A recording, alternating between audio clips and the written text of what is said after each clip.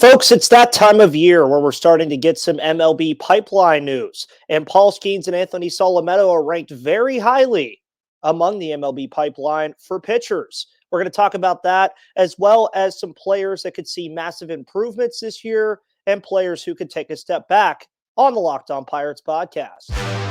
You are Locked On Pirates, your daily Pittsburgh Pirates podcast. Part of the Locked On Podcast Network. Your team every day.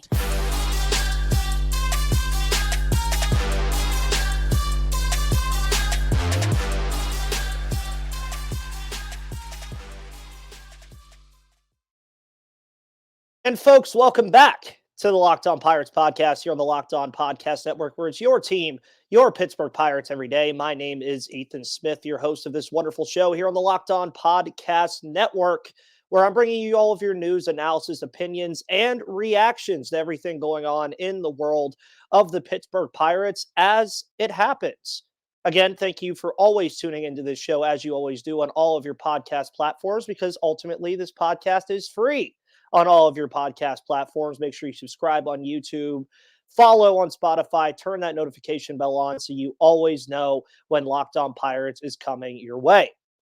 And on today's episode, again, the offseason has been pretty slow as of late. Not really a lot happening. We're seeing a lot of rumors. There's still a lot of free agents left. Things are playing out. The MLB teams, I think, are kind of all getting their final chess pieces in order to really figure some things out. Now, obviously, a lot of these rumors won't amount to anything. A lot of these potential hot stove things won't amount to anything. So on today's show, we're going to talk speculation a little bit, but speculation within the roster. And then we're also going to talk about now the Pittsburgh Pirates and their loaded farm system that over the next two seasons, folks, you're going to see a lot of these players come up and really, I think, make an impact on this roster and potentially push this team to an NL Central title or even the playoffs as a wild card. These are real things that could happen in the next two seasons, folks, maybe even this year. Fingers crossed on that one, though. But MLB Pipeline has kind of started their 2024 rankings, and MLB Pipeline is usually my pick for looking at prospect rankings. I know a lot of people like to look at Fangraphs. Some people like to look at Baseball America or Baseball Prospectus. Use whatever one you want. But with the two players that we're going to highlight today so far through the prospect rankings that have been coming out, we're going to talk about Paul Skenes and Anthony Solometo. I'm going to tell you whatever prospect ranking you're using, both of those guys are likely in the top 100. Just going to be honest. I believe they were both in the top 100 in Baseball America and obviously in the top 100 in MLB Pipeline. But right now, MLB Pipeline has not released their top 100 as of yet. When that happens, we'll obviously talk about that in the future. You can probably guess that a guy like Termarr Johnson will probably be on that list, Paul Skenes, Anthony Solometo, and then maybe a surprise in there that we get every once in a while, like Quinn Priester last year, maybe on that list as well. But right now, starting with Paul Skenes, he ranks as the number one right-handed pitching prospect in all of baseball. Not much of a shock considering that people were calling him a generational talent. And also, I'm kind of rocking the Paul Skenes look as of late with the mustache and kind of the facial hair kind of going in here a little bit. I think it's a look for me. I think you guys like it a little bit too. But you look at Skenes, he ranks number one in all of baseball and as far as prospects go as the number one right-handed pitching prospect, followed by Jackson Jobe of the Detroit Tigers, Cade Horton of the Chicago Cubs, Andrew Painter of the Philadelphia Phillies, and Jacob Misiorowski of the Milwaukee Brewers to round out the top five. So surrounded by some good company in the division, some good company in the National League. And we all know about Paul Skenes. He's likely going to be at minimum a solid MLB pitcher based off of the things that we've been told and based really off of the things that we've seen so far from Paul Skenes. I mean, the guy has the build of a strong pitcher. He has the velocity of a strong pitcher. He has the pitch mix of a phenomenal pitcher. And I do think there's one big question, though, that we have to talk about with Paul Skenes when we're evaluating his 2024 and seeing if he could potentially debut in 2024. Now, before I get into all this, I'm not going to break it down all that crazy. If you want to see a very good breakdown of Paul Skenes and why his fastball, even though it doesn't have the craziest movement in the world, is still a plus fastball, please go check out Lindsey Crosby over at Locked On MLB Prospects. He did a phenomenal show on the Pittsburgh Pirates farm system yesterday and had a whole segment segment devoted to Paul Skenes. So please go check that out. I'll put it in the episode as well if I can find it, or in the description of the show so that you guys can check that out. But the one big question that I think we're all going to have about Paul Skenes entering 2024 is this will be his first full professional season. And at LSU, he was pitching about once a week on average at LSU last year, obviously pitching way more pitches in those games than you would probably see him pitch in a Major League Baseball game. So his adjustment to pitching every 4 to 5 days rather than once a week, I think will have to be monitored. That's something that his fans, the front office, the coaching staff, everybody, and himself are going to have to evaluate and adjust to. And there is a world where we do see Paul Skenes wear black and gold in 2024. But again, he'll have to maintain a steady presence on the mound with that new schedule. And it's something that we've seen some of these top college pitchers really deal with. It's something that some of these college pitchers tend to kind of take a second to get adjusted to. And that's why when you're looking at the schedule for Paul Skenes and you're looking at the kind of player that he's going to be, yes, he could debut in 2024, no doubt. He is that good, I think. But at the latest, I think you're definitely looking at him being in the rotation very early, if not opening day in 2025, obviously depending on a lot of other factors like how Johan Oviedo returns from injury, how the Mitch Keller extension talks go, if Anthony Solometo or Jared Jones or Mike Burrows or JT Brubaker are still involved. But Skenes is ranked highly for a reason. We know that. He's ranked highly for a reason because of the tools that he possesses, the build that he has, and he's going to be a very good pitcher. He just is going to be. I don't really think you guys need me to tell you that, but it's just a matter of adjustment to a professional schedule on if we're going to see him this year. He's likely going to pitch over 100 innings. I would imagine that. And you want him to pitch over 100 innings. You want him to pitch every 5 days. You want him to stay healthy. And those are the things that you're going to be watching. Now, as for Anthony Solometo, one of my favorite prospects in the system, he ranks fifth among all left-handed pitching prospects in Major League Baseball, ranking behind Kyle Harrison of the San Francisco Giants, Ricky Tiedemann of the Toronto Blue Jays, Robbie Snelling of the San Diego Padres, and Noah Schultz of the Chicago White Sox. So that means he's ranking second in the National League among all left-handed starting pitchers. And again, he's one of my favorites in the system. He's become a favorite of many since his drafting in 2021. He has kind of a Madison Bumgarner delivery and I would even argue like a Mackenzie Gore-like finish to how he pitches. And it's just very fascinating to watch him pitch. If you've never seen Anthony Solometo pitch or haven't seen his highlights, please go do it. It's very fun to watch him pitch and watch him work. And the very big thing for him last year was that he topped 100 plus innings for the first time in 2023. Obviously, being drafted in 2021, he didn't get a full year. 2022, he was still kind of getting acclimated to everything. 2023, pitches 100 plus innings. He looked impressive in doing so. Flashes that fastball that I absolutely love because it has sinking up action. It literally goes like this. I love it. It's great. He also has that cutter-like slider that misses bats just a ton. And the changeup spin that he has, folks, is very, very good. And you look at his command and control as well and how it improved from 2022 to 2023. Really, the evidence is all on his K to walk ratio, which went from a 2.68 strikeouts to walks in 2022 to a 3.02 strikeouts to walks in 2023. So you look at where Solometo is, and he's 21 years of age. He's still very young. He might even grow a little bit more. He might build a little bit more. And if he gets stronger, his fastball only sits around 91 to 92 and tops out at 95. If he could get that fastball up to 93, 94 on a consistent basis while also keeping the spin on that changeup and that slider keeps missing bats, folks, the Pirates aren't going to have to go out and sign veteran lefties anymore if Anthony Solometo continues on this pace. And just like Paul Skenes, there is a chance that we see Anthony Solometo in a Pittsburgh Pirates uniform this year. There's a very real shot if he does so, especially if he reaches 100 plus innings again, which I expect him to do if he stays healthy. And if he looks strong again, like he did last season, he's a guy to keep an eye on maybe even a guy that you might see before Paul Skenes. But this is good for the Pittsburgh Pirates. Both of these guys ranking highly among MLB's best prospects at right-handed pitcher and left-handed pitcher. Obviously, I expect that Termar Johnson will rank highly among second basemen, and you may see one or two other guys sprinkled in there as far as other things go. But now it's going to talk about some improvements. Who are the players that could see the most improvements in 2024 and be potential breakout candidates? We're going to talk about that in just a moment. But before we do, we're going to talk about Ibotta. Folks, Ibotta is a phenomenal app.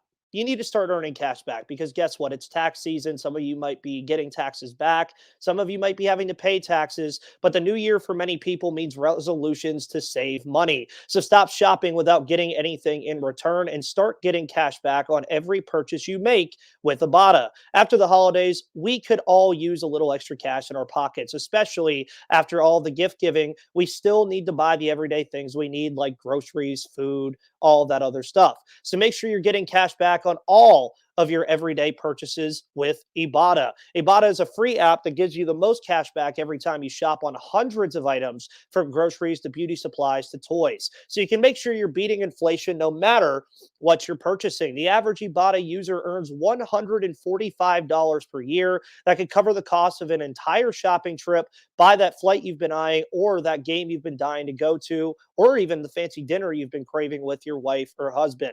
Other apps give you points that don't amount to much, but with Ibotta, just add your offers in the app, upload your receipt, and get real cash that you can cash out to your bank account, PayPal, or gift cards. And join the over 50 million savers and earn cash back every time you shop from over 2,700 brands and retailers. Right now, Ibotta is offering our listeners $5 just to try Ibotta by using the code LOCKEDONMLB. When you register, just go to the App Store or Google Play Store and download the free Ibotta app to start earning cash back and use code LOCKEDONMLB. That's IBOTTA in the Google Play or App Store and use code LOCKEDONMLB. Today's episode is also brought to you by our friends at Jase Medical, because I know we come to sports to escape from some of the crazy realities of real life, but can we just talk for a minute about preparing for real life? According to the FDA, pharmacies are running out of antibiotics like amoxicillin right in the middle of the worst flu season in over a decade. I can't imagine a more helpless feeling than a significant other or one of my friends getting sick while a supply chain issue kept them from the life-saving medication they needed. Thankfully, we'll be okay because of Jase Medical. The Jase case is a pack of 5 different antibiotics to treat a long list of bacterial illnesses, including UTIs, respiratory infections, cystitis, skin infections, among others. This stuff can happen to any of us. So visit jasemedical.com and complete your physician encounter. It will be reviewed by a board-certified physician, and your medications will be dispensed by a licensed pharmacy at a fraction of the regular cost. It's never been more important to be prepared than today. So go to jasemedical.com and use offer code LOCKEDON to get $20 off your Jase case and empower yourself today.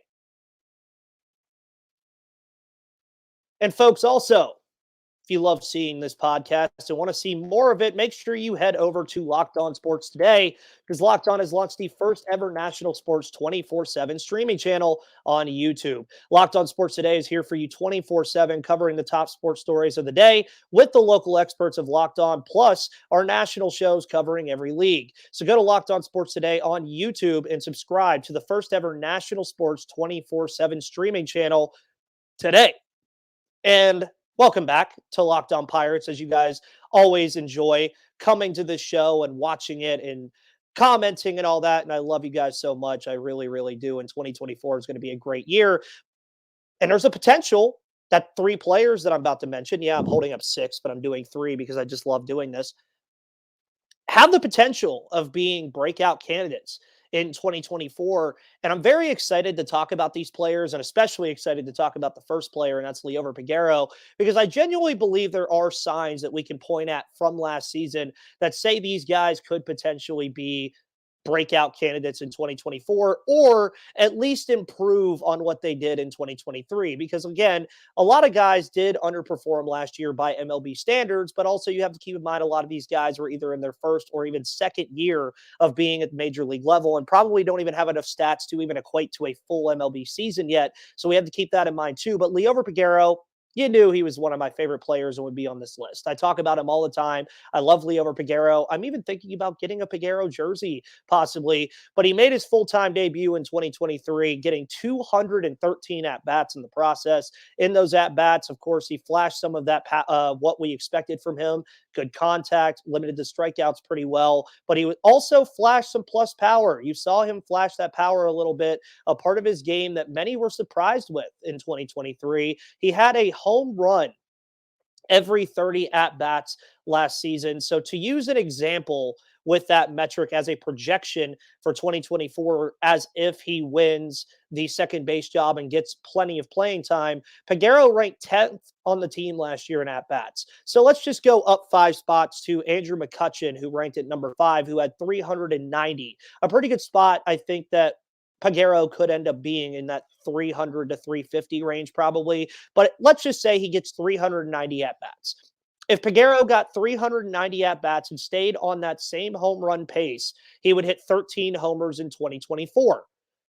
Hot take, I think he's going to hit more than that. I genuinely do, because you look at what Peguero did last year. He had a 39.6, so basically a 40% hard hit percentage in 2023, while he also ranked in the 60th percentile in max exit velocity last year. You look at other numbers. Now, 2022 was tough because he wasn't there for that long, but his launch angle from the minors also improved. His launch angle was higher from 2022 to 2023, increasing from 3.5 to 4.1, a good sign of more homers to come if his power improves. And he's also a passable defender. He's not an elite defender. He might not even really be an average defender, but he's a guy that you can look at and say, hey, we could put this guy at second base and not really have to worry about much. He had a negative 1 outs above average, but I do think that that'll improve with more playing time. Be poised for a big year from Liover Peguero if he gets the ample opportunities. I think he will. I think he wins the second base job out of spring. I think he's going to be a great running mate with O'Neal Cruz. I think you'll stick him in at the 7 or 8 spot in the order, and he'll genuinely be a powerful player to have in that 7 or 8 spot. And that's something that I think we can expect and come to expect from Liover Peguero, especially in 2024. This one may be a little interesting, but Luis Ortiz is on this list for me. Now, go back and listen to myself and Gary Morgan on Tuesday discuss the spring training battles that we may see. We talked a little bit about Luis Ortiz. He has a good shot of regaining a rotation spot in 2024, mainly because the velocity's there, mainly because he's gotten the opportunities. And if it doesn't work out, he does also have the option of being a bullpen arm, which if it does come to that, I think he could do. And it won't be all that hard for him to do with the right improvements and the right adjustments. For the year Ortiz had, Gary said this too, but I'll reiterate what he said. Ortiz still had a 4.78 ERA last year. Now, there was a lot of luck to go in with that, and there was a lot of other factors to go in with that. But a 4.78 ERA, now it's not good. Don't get me wrong. That's not what you want it to be at all. But it's also a number that I don't think many would shy away from based off of what we've seen from young pitching in the past couple years. And I don't think people are going to look away from Ortiz as quickly as we'd expect. Now, his struggles are clear. If you watch Luis Ortiz pitch, you know exactly what his struggles are. He has to hit the zone more than he doesn't. He has to limit the walks, and he has to bring that strikeout number up. Ortiz had 59 strikeouts to 48 walks in 2023. Folks, that's just not a ratio that's suitable for an MLB starter. It's just not. And he's had plenty of bad advanced metrics. He has. You can go look at his StatCast page and all the things I'm about to talk about and see that he's had plenty of bad advanced metrics, but some offer optimism. Obviously, his average fastball velocity was still high despite the dip in it. He was at 98 or 99, suddenly went down to about 95.6. But he also ranked in the 79th percentile, folks, in ground ball rate and extension rate. So if he can induce ground balls more often than not, which I think he can do, that is a major thing for Ortiz. Now, his biggest worries obviously come in average exit velocity, chase rate, and walk rate and strikeout rate. Because for him to be better, he's going to have to miss bats. And with his velocity, he can. If he can start placing that fastball where he wants it, that's where you're going to start seeing things change for him. His slider and changeup were his best pitches by opposing batting average last year. Those are pitches that he's confident in. Those are pitches that he likes. He did very well with the slider, but as we're going to see with a player that I'm going to talk about later, he can't just rely on one pitch to do it all for him. So when you're looking at Ortiz, if he can miss bats, fill the zone and induce ground balls, which again, he already does well, and get used to seeing him do that, folks, he'll be in the back end of the rotation and not as a negative. He'll be a positive. You really just have to see the improvements with the strikeout total and not inducing as many walks, which are things that he can do. He is capable of doing it. We watched him do it in 2022. He just has to get back to that form. My final potential breakout candidate is Edward Olivares. Maybe one of my favorite moves of the offseason probably was the Pirates acquiring Olivares from the Royals. Didn't really give up anything to get him.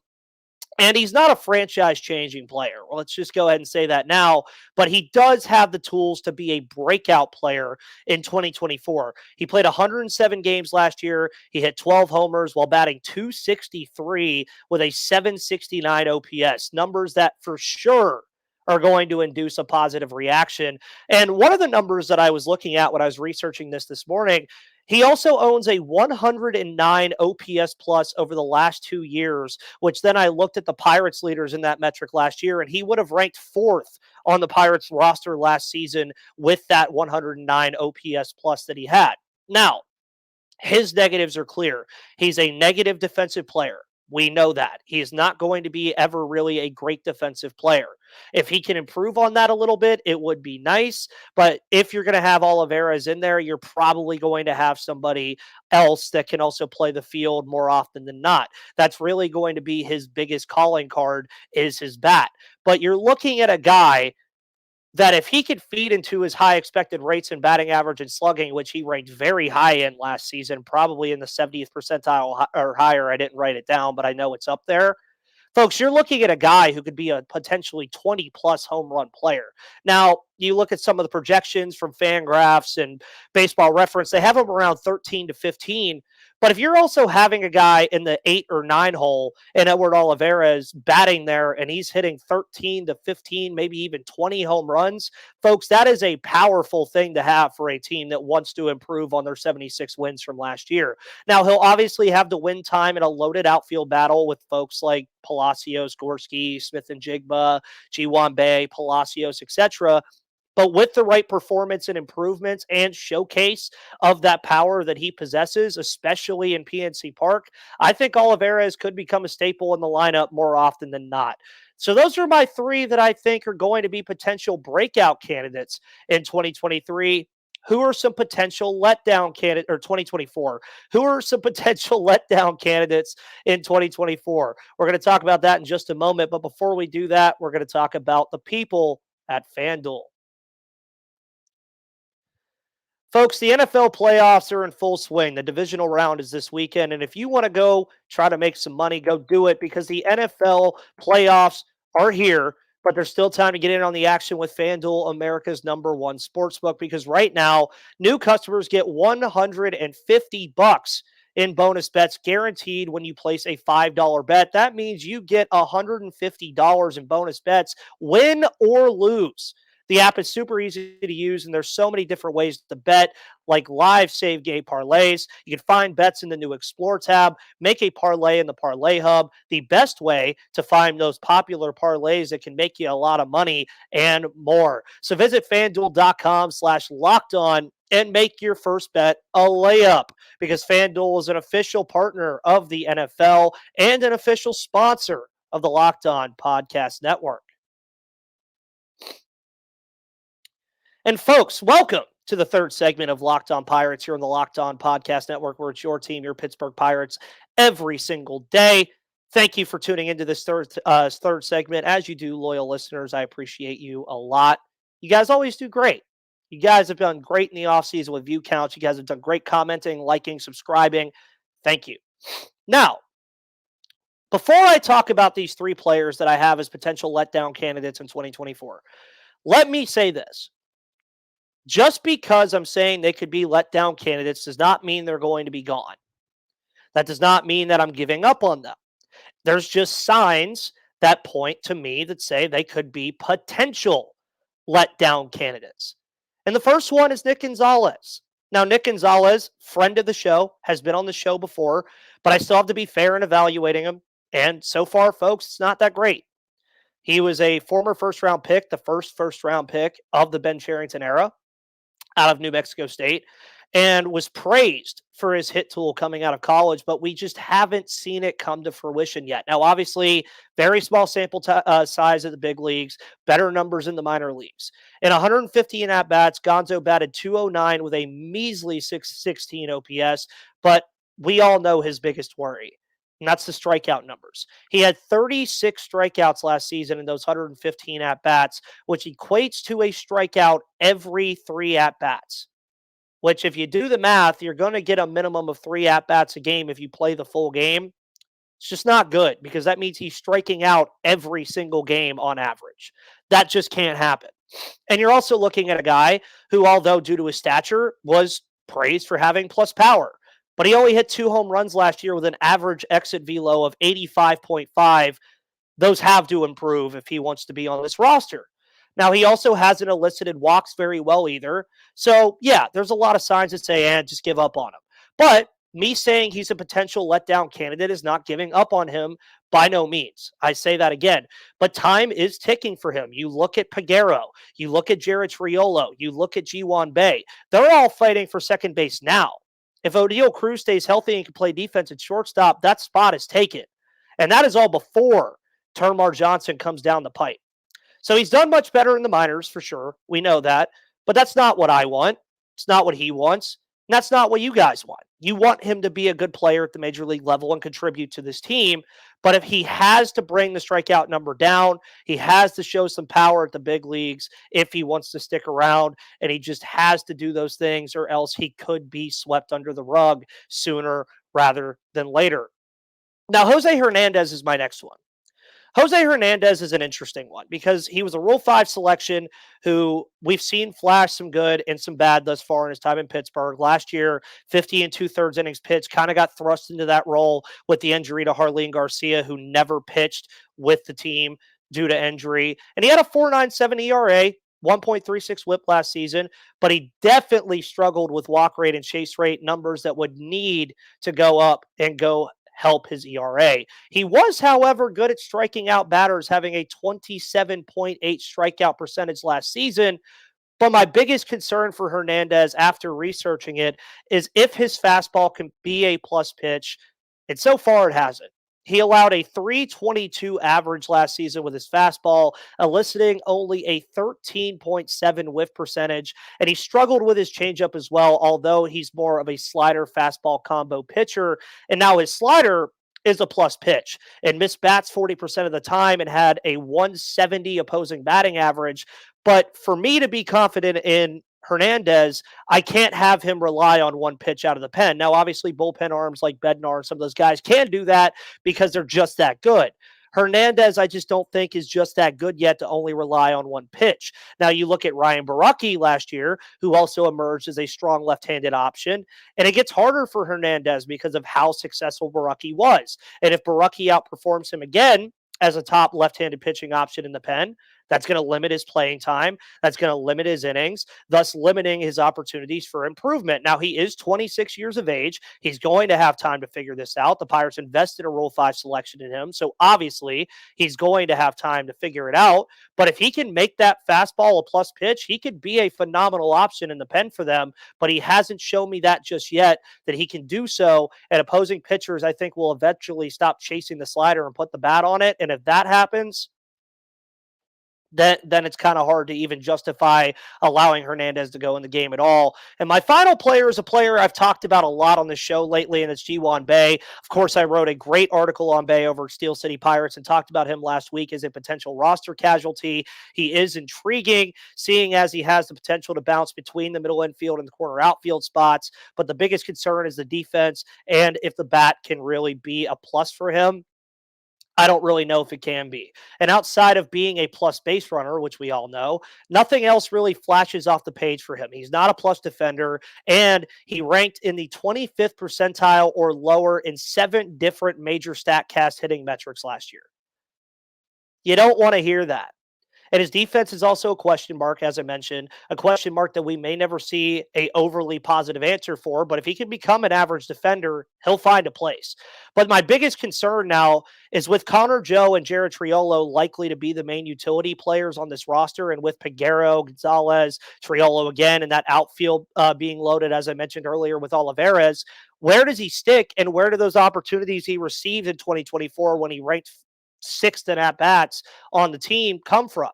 And I don't know about you guys, but I don't know if I could confidently put Bay above any of those players, especially with the upside they possess. And Bay possesses upside as well, especially if he can get the hit tool to work a little bit better. But only so many players can be in the batting order or on the field. And if his average improves and he can bring the exit velocity even up to a below average mark, he has a good shot.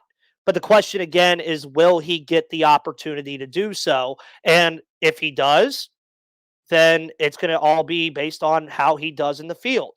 If he doesn't, we'll see.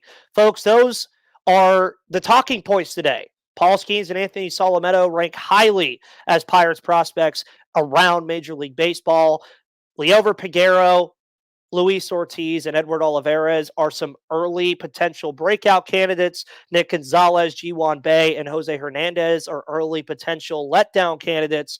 But obviously, those things could change with what the Pirates do moving forward, and we'll obviously be here to cover it. My name is Ethan Smith, your host of this wonderful show here on the Locked On Podcast Network, where it's your team, your Pittsburgh Pirates every day. Make sure you follow me on Twitter right there at MVP_Ethan or at Locked On Pirates. Find this podcast on YouTube, Spotify, Odyssey, Google Play, or wherever you get your podcast because it's free. Check out Locked On Sports Today, the 24/7 streaming channel on YouTube. And folks, I'll see you tomorrow. But until then, have a wonderful Thursday, and I'll see you on the flip side.